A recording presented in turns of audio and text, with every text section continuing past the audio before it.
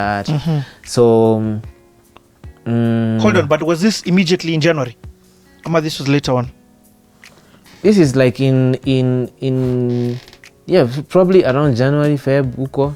When this project is starting now, like okay, so tell no, actually maybe like towards the mid year of Nini actually of 207 of 207. Okay, we'll get so there. Uku mwanzo, it's things of like now I can edit, now I can cut stuff.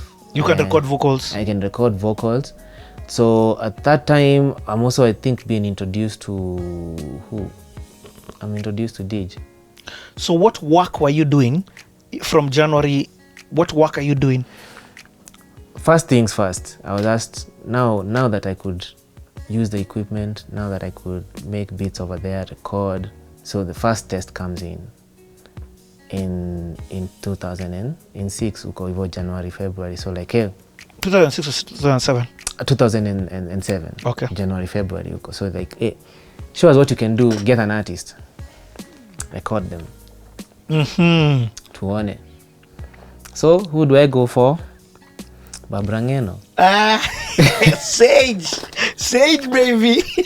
So I asked Baba, yo, I know I'm working now here at the studio. Can we try and do something? Come, we do a song. So Sage comes to the studio. We do a song. I think it was called I Wish. And now the beauty of it is that Sage could play piano. So she played for me the song on piano. I'm like, yep, that's the one we're recording. We recorded that song, and then nika time 2 on a Saturday during like a shoot, because we still continue to shoot H2O even though I'm now using the studio. So Alf was seated outside the studio, ka lounge hapo hivyo, having coffee nini, so I played the song loud. So he came, he's like, yo, who is this? I'm like, oh, this is my friend Barbara. Nini tulikuwa crew na yeye nini. And this is what my first recording that I'm other than me having recorded myself on the small headphones and stuff, but this is like my actual like own now your first beat. Like now, because now she's played the keys and I put drums into it.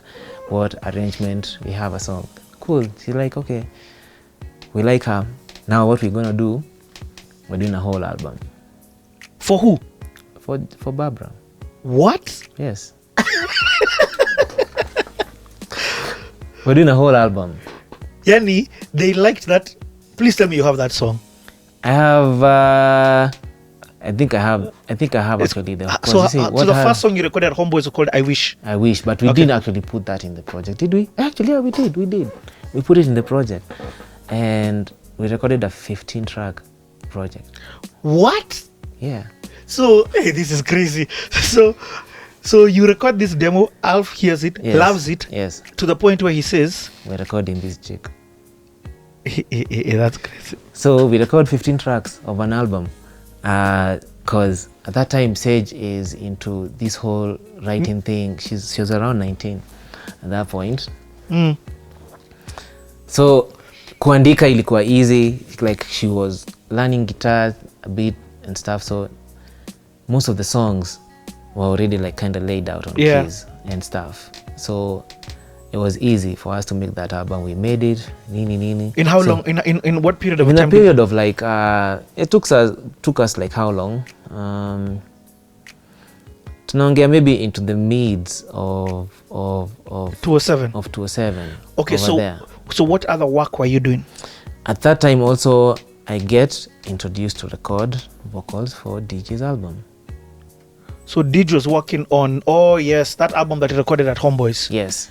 So through Pine Creek, Didge had gotten a deal to record his second album.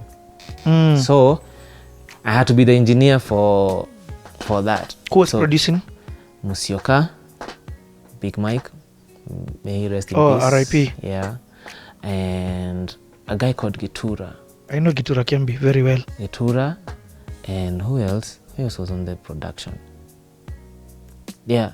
And Gitura also recorded in Gid's second album. He had a bit on Digi's second album. Yeah, he also had in the first one. Yeah. He did actually in the first one. When it was under Ted. So now he had another beat as well on that. So Gitura, Big Mike, Musioka, and then I also ended up doing like 2 songs in there. Oh, which song did you do? That album never came out, bro. But what songs did you do? I know there were snippets of, yes, it didn't come out, but I think I found snippets on it on SoundCloud. There was a song called But why didn't it come out first of all? a lot of, because you see, John at that point was the A&R for Homeboys when they are doing like projects. So like now John did A&R for Nicki's album, the one that had even Kolo on it, the song with the K, the remix, all those kind of things. John also managed Atemi. Yes. So now, who was also under Pine Creek. Yeah, under Pine Creek. So at that particular period is when Homeboys Radio is going to start. And then John has to stop being A&R to go and head radio. So now management, Atemi took over management. Of Didge? Of like the Pine Creek artist. She was the one who was doing the management. So there was just a couple of disagreements, I think, in terms of like the contract, how long it took and stuff like that. It's just a lot of complications that I didn't even want to get into. Like I didn't even want to know exactly what happened. It was just like, okay, cool, now we've recorded a whole album. John at that time trusted me. That's when now John trusted me to record his vocals, and we recorded vocals for I ended up recording vocals for that whole project. That Didge project? Yes, whether it was my beat or not. Yo. So that's how I'm learning. And then now I'm with a singer that I respect and whose pen game is dope. I'm learning through him that all this R&B, harmony, soul, your soul is taking over, my friend. Like, iko system, sa hiyo. Nasikia like, hey, this is ngoma. So from him, now I'm learning like a lot of harmony vocally and stuff, because we are harmonizing stuff and it's just sounding very, very, very dope. So that's a learning process that I'm in there now. First of all, I can't believe that album didn't come out. Hey, album ilikuwa noma. Albums. Anyway, it was Becoming. That album was called Becoming? Yes. Nani had done the cover.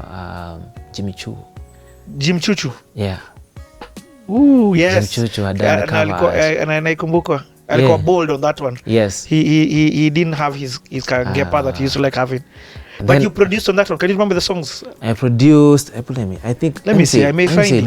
I have it. I think I have it. Bro, you have it. That means we're about to play it. We have it. I think I have that whole.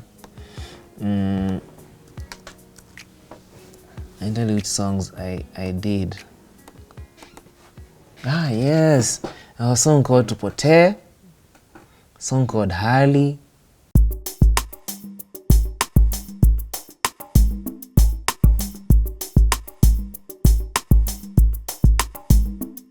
Jina langu Digi, kama ni Q utakunywa nini?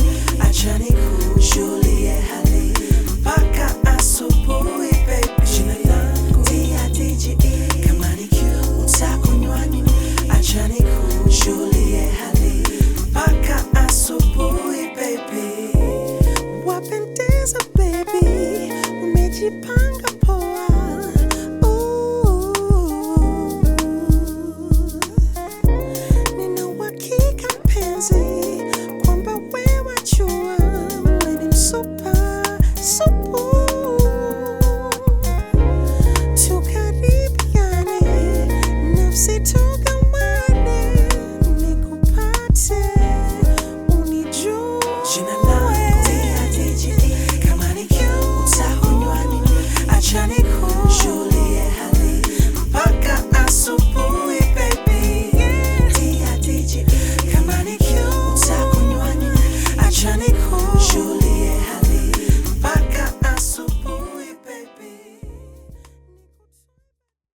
Song called What Am I also did Mpenzi wa Mjini.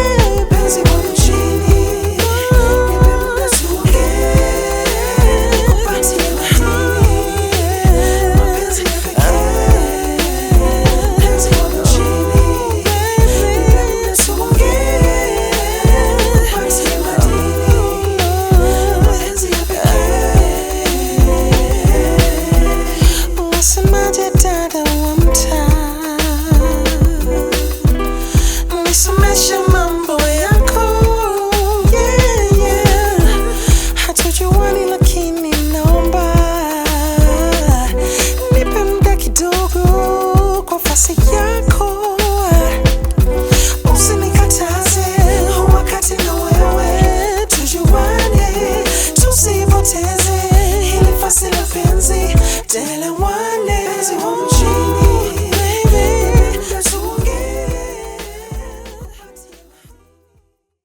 Dude, you produced all those songs? Yeah.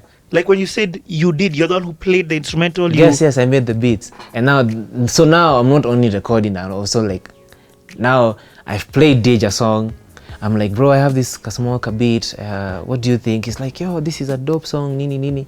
He writes a song called Breaks. I think it was called Breaks. But it didn't even end up in the album. But now there we started like, we can be on the same creative type of page. And then now harmonies and stuff and just like seeing a song come together because he was like, Ria with the pen is just...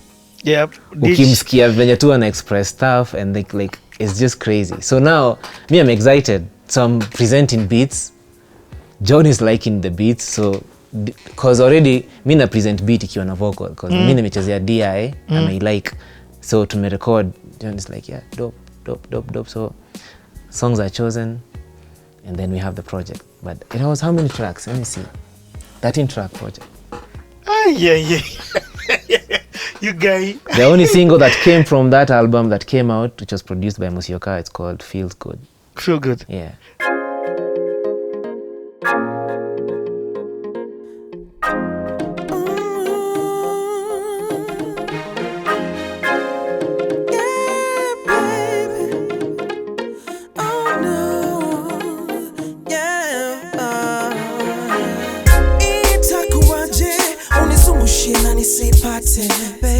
Itakuwaje unifurahishe unichanganye kisha ukache hata ukinihemesha bado nitaikunja baby all night yeah niachie fasi mpenzi nikuonyeshe vile tutado baby usidunde mpenzi acha nikuonyeshe vile tutado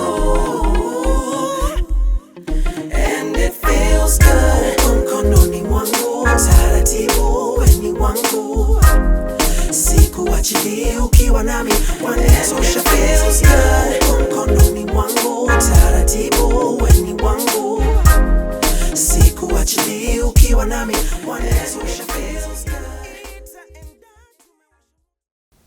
I know of that project. How I managed to stumble into this project.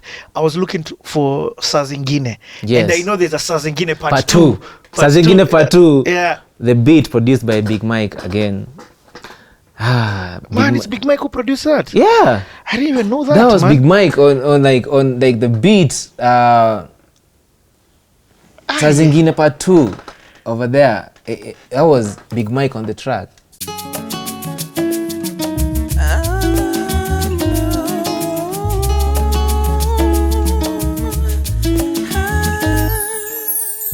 Saa zingine ni vizuri ujipange ukae kivyako. Saa zingine labda bila wewe nitakuwa sawa. Saa zingine naiwacha iwe juu chini yote ni sawa tu. Saa zingine fatu naropokwa maneno sina tena juu ya penzi lako. Saa zingine fatu wanichosha lakini sikuachi peke yako. Saa zingine fatu ninazama na uzito wa pendo lako. Saa zingine